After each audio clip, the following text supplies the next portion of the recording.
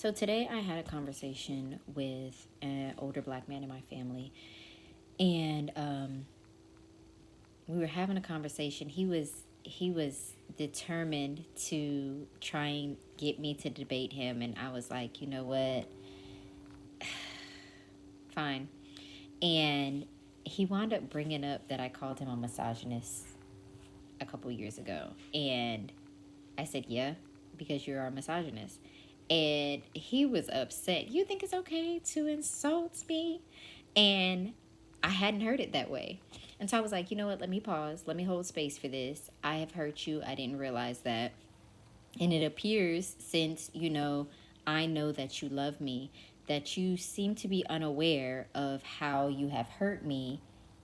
And I was reacting to how you were being a misogynist to me. And misogyny is an oppression of women. And if I feel like I'm being oppressed, then I am going to go on the defensive for myself. And so I was like, you know what? I'll hold space for this. Maybe you don't realize how you have attempted to attack or oppress me. And let me put my teaching hat on. So I went to the ChatGPT and I was like, you know what?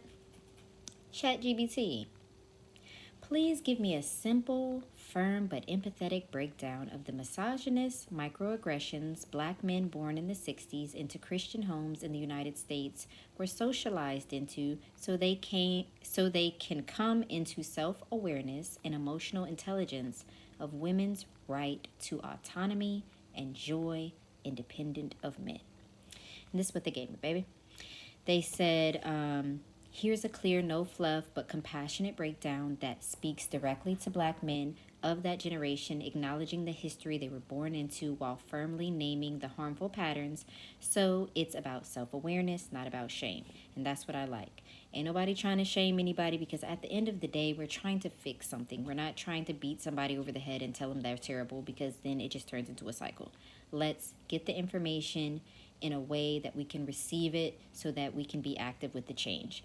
And it says, number one, understanding the roots. If you were a black man born in the 60s, and truthfully, this information applies to men who were not born in the 60s and men who were not born into Christian homes, just black men born in the U.S.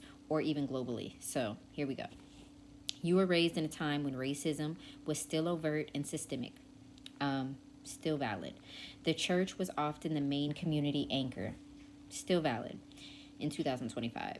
Gender roles were strict, often reinforced by both cultural tradition and biblical interpretation.